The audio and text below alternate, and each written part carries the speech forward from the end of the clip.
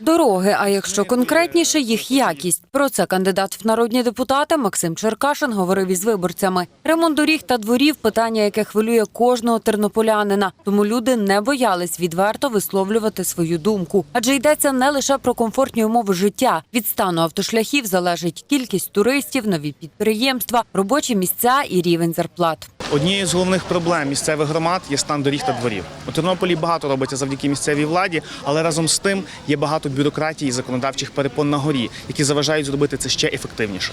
У громади забирають кошти або вони приходять невчасно.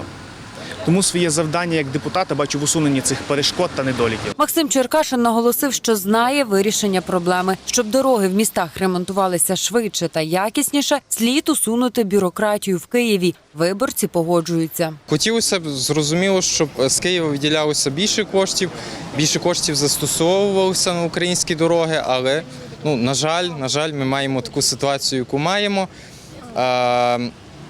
Кандидата я підтримую, він справді намагається щось змінити в цій системі.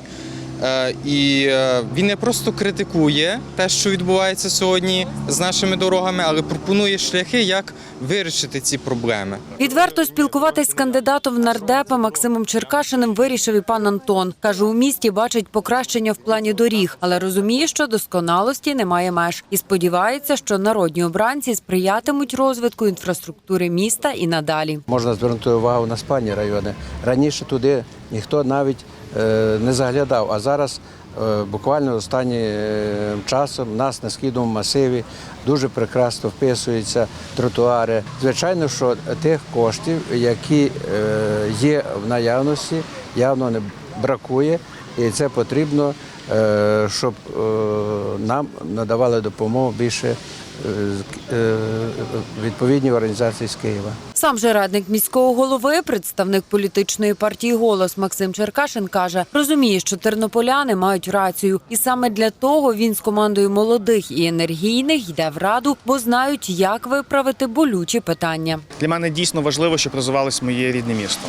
Думаю, що в питаннях доріг у нас буде спільна позиція з місцевою владою, оскільки вони працюють тут на місці, а ми з нашою командою допоможемо їм у Києві, у парламенті. Виграє Тернопіль. Добрі дороги, насправді, це не лише комфорт, а це економіка. З таких питань складається реальна політика для людей.